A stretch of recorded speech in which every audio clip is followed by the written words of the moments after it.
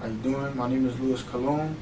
I'm here to share with you the serious work conditions that I was put under while working for Parkside Construction.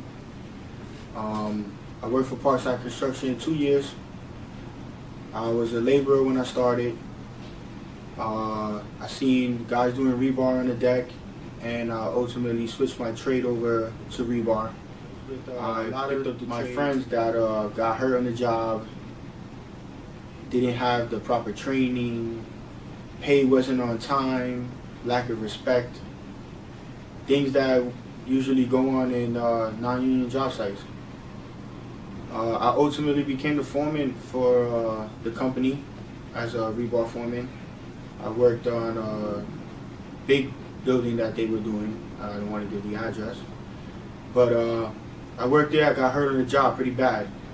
I folded my leg. I had severe contusion. Thought I broke my leg.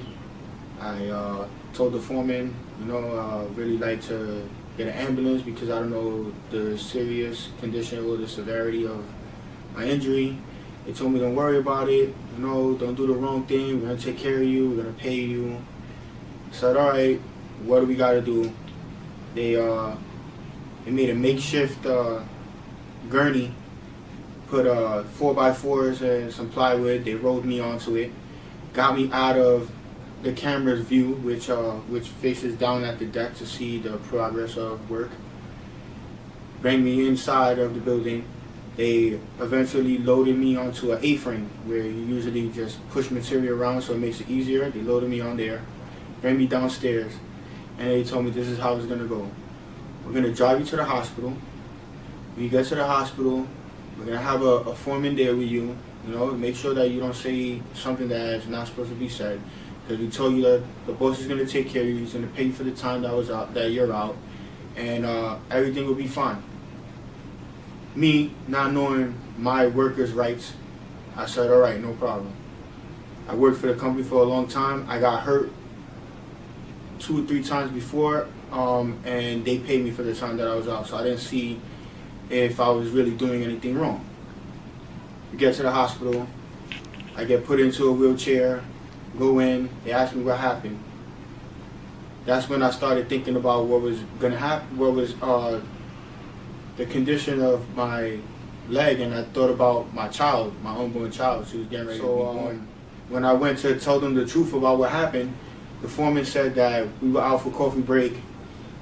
Taxi was coming and jumped out the way. I tripped and fell, landed on my leg the wrong way, and they drove me over there, which was absolutely not what happened. I go back to the job. So I get back to the job. I walk into the lobby, scan my ID, waiting for the elevator. The co-owner of the company sees me and he says, "What the hell are you doing here?" And I said, I spoke to the boss, the owner of the company, and he said it was all right for me to come back to work. He said, well, I don't have no work for you. I said, how don't you not have work for me if I'm the foreman for this job? I'm the rebar foreman for this job. I've been working for you guys for a long time. Like, you can't do this to me. He's like, we'll call you back or whatever. He said, matter of fact, call me upstairs. I said, all right. I went upstairs. He goes, listen, that's all your stuff right there in the corner. Do me a favor. Take your shit. Get off my job. You can no longer work for this company. You're a liability. On the job was lack of people knowing what they're doing. People didn't know how to put a harness on. The OSHA cards that I've witnessed a number of times. Foremen telling guys, you want a job? I could get you an OSHA card for $500. And in doing so, the guy that offered him the OSHA card for $500 has his wife at home taking the test for the OSHA for $25 and then coming back and handing the OSHA cards out. Meanwhile, these guys don't even know the precautions of working in a construction area because they didn't physically take the test or knew the standards to actually get that OSHA card. I actually took the test, so I know the safety procedure behind it. I also seen guys get their fingers cut off, working with grinders with no attachment for where the sparks fly out, just cutting like that, no face mask, no safety glasses. the pressure was ridiculous. Don't worry about it. Get your ass up there, climb that ladder, get that shit down from there. I need that. I need that done. There was a time where I had to strip a elevator platform, and I got scared because I seen the height of where I was at. I was 17 floors above. I'm tied off and everything, but I was still scared.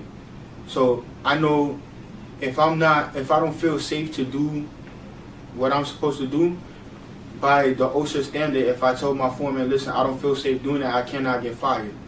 And I explained that to him. And he told me, don't worry about it, you ain't got to do it. You can keep being a pussy, go back upstairs. Send me back to work. I seen a dude on the job arguing for his check. Like, I've been working for 3 weeks, still didn't get paid. I'm pissed off. I got family I got to feed, and he was in the foreman's face, and one of the other workers came over and knocked him out, broke his leg. Like these are the things that the minorities and other people like me that have to feed their family have to go through in order to get a paycheck at the end of the week. And at the end of the week, when it's time to get that paycheck, all your hours are not even there.